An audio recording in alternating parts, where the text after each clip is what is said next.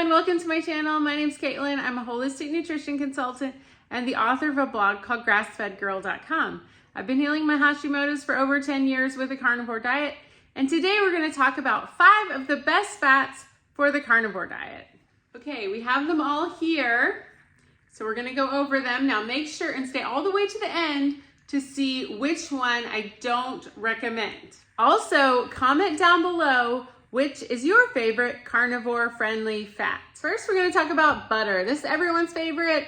I try to get the grass-fed butter from Costco. This is the Kirkland. Yes, it's a little bit of grains fed per year, but it's 95% grass-fed. And you know, Kerrygold had a lawsuit a few years ago about that, but it is mostly grass-fed, so this is really good. It has Factor X, which is the Activator X, which is vitamin K2, really good for blood clotting, bone building, all that kind of stuff. It has your fat-soluble vitamins. These are the ones that are going to make your brain and body feel and look its best. Also, grass-fed butter tastes the best. It is so, so yummy. The only caveat would be maybe if you have a dairy sensitivity, this wouldn't be the best for you. But it's super, super yummy. A lot of people are eating up to 80% fat in their diet. I found some benefits from cutting out butter in my carnivore diet. I think that's because I have a dairy sensitivity. But for the most people, this is a wonderful fat they can rely on every day. It is very, very stable, so you can cook it at a high heat and it doesn't fall apart or turn rancid. It may burn a little bit, but you might get a nice caramelization. So you can make these into brown butter bites. There's just so many options. Butter can be eaten cold. If you have digestive issues, make sure and eat it cold with your food rather than melted, because some people, especially when they start carnivore, they're not used to getting a lot of fat in their diet, and so they can have digestive issues, more like running to the bathroom with this. So be careful, kind of ramp up slowly when you start the carnivore diet. But butter is a very healthy, carnivore-friendly fat, and you should eat a lot of it unless you have a dairy sensitivity. And yeah, this is the one that you need to keep with you all the time. If you do have a dairy sensitivity, then get some ghee. It has all the health benefits of butter. It's used in India for thousands of years. It's just cooked butter where they remove the dairy proteins, which is casein. It's called casein. Some people can't tolerate casein, so you can use this instead. I have a great video about how to make ghee. You can just Google that, ghee, grass-fed girl. This is a wonderful, wonderful fat. This one you can heat even to a higher heat than butter and it will not burn. So this one's good if you're like frying something. This is just a wonderful tasting fat and super shelf stable. It's not gonna you can keep this on the counter for 100 years and it would probably be fine. They found this in the Pharaoh's tomb, so you can definitely eat ghee and know that people have been eating it for thousands of years and it's really, really healthy for you. Now we're going to talk about beef tallow. So beef tallow is a really healthy fat. It has a very good ratio of fats to omega-6 to omega-3 fats, especially if it's grass-fed. It can taste kind of, it doesn't have the best taste if you are not used to it. So this one tastes really good. This is from Carnivore Crisps. It can be kind of gamey, kind of grassy sometimes. So it's an acquired taste, but it's super, super good for you, super healthy. This means it's been melted and put into a jar. So you kind of melt a bunch of beef fat and then you put it, kind of strain it, and then you put it into a jar. So this is a really good one if you wanted to be healthy on the carnivore diet. Just know that it is an acquired taste. It may be a little off-putting to some people. I'm just gonna show you what it looks like. This one's kind of more fluffy than some of them, but it's really good. So it's one that's very stable, can be cooked at very high heats, and it will last forever. You don't have to worry about it going bad either. Okay, the next one is suet. This can be cut into little pieces. You can eat it raw if it's from a grass-fed farmer, or you can put it in your air fryer, or you can just like stir fry it in the pan. This is called suet. You can see what it looks like. This, I've never really gotten into this, but it is a very healthy fat, very good way to add fat to your meals if you need more fat. If you don't really always have to add a lot of fat to your meals. That's kind of a misnomer in carnivore, but if you have very lean meat, then you're not going to feel well if you don't add some fat sometimes, because it's not going to stick with you, and your body works best when it has enough of these fat soluble vitamins A, D, E, and K, and those are in animal fats in abundance. We are next going to talk about lard and bacon fat.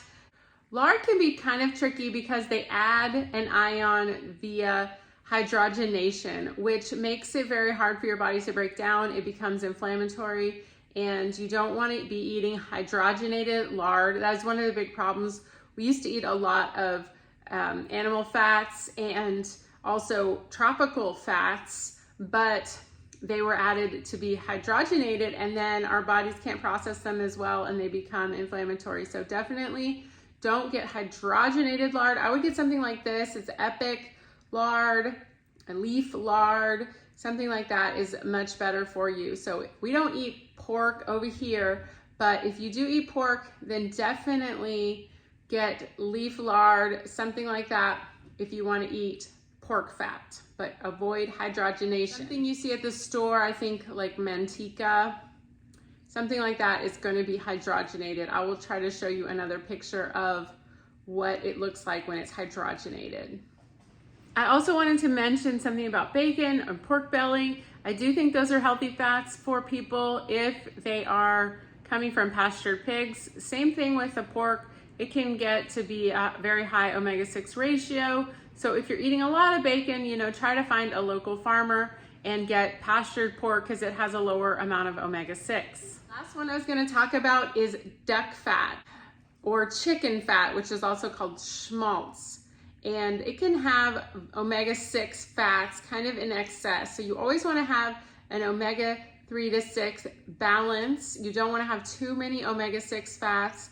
The average American has 20 to 1 omega-6 to omega-3. So you want to avoid that. You want to get your ratio more into the 4 to 1 or something like that to have a healthy anti-inflammatory balance in your body of fats. So this is one that I wouldn't eat all the time, maybe just every once in a while. You could also get chicken fat, which is very similar. Ducks are very, very fatty, so they release a lot of fat. But this is a more stable fat. It doesn't go rancid on the shelf like vegetable oil does. So this is a healthy fat, but I just wouldn't eat it all the time. Does that make sense? Okay, here they are again. Here's your suet, duck fat, your ghee, your tallow, and your butter. Another thing I wanted to mention is coconut oil and olive oil. A lot of people ask me if you can eat these on the carnivore diet. I do believe these are healthy fats, but when in the context of a carnivore diet, when you're trying to improve your health, they have a lot of anti-nutrients in them that some people can react to, especially if they have autoimmune disease. So these are not animal fats, and they are not technically allowed on the carnivore diet. My husband eats a lot of olive oil, so sometimes I get it in my food and I don't really seem to have much of a reaction to it. Same thing with coconut oil. But if you're wanting to do a truly strict carnivore diet, especially for the first 30 days, I would avoid these. And then you can always add them back in later if you feel like you need more variety. But the main thing is to get the rancid vegetable oils out of your diet, such as corn oil, canola, soybean, cottonseed. Also sunflower is one that sounds healthy, but it's really not. These fats can be oxidized when you get them. They have hexane when they're processed, so it means they're bleached. There's not a lot of fat in them, so they have to go through a lot of processing to get that out. And if you don't believe me, just Google how canola oil is made, by the way, which is a GMO seed, which means it's genetically modified, like crossing a tomato with a fish. It's just not natural. And then the processing that used to be only for industrial purposes, but now canola oil is very widespread once they realized they could sell it to the public. These oils, they say are shelf stable, but they're not at all. They take a lot of deodorizing to stay smelling odorless when you open them. So when these were introduced in the 1920s, around the war, when the war started, they were introduced so that they could be taken into battle and stay good on the field. But this turned out to be the downfall of our modern health. I believe is one of the biggest things that is hurting us in our modern healthcare system is the introduction of these seed oils. That is when our health really started to decline, when those were introduced. So definitely avoid canola oil, corn oil, soybean oil, cottonseed oil, sunflower oil, safflower oil. All of these are not coming from an animal, and they're new to our diets and have definitely wreaked havoc as far as diabetes, heart disease, you name it.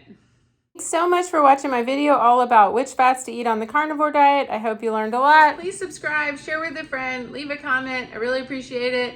And also make sure to get my carnivore ebook. It's 182 pages, all about how to do the carnivore diet the right way. Please let me know if you have it already and if you enjoy it. Thanks so much.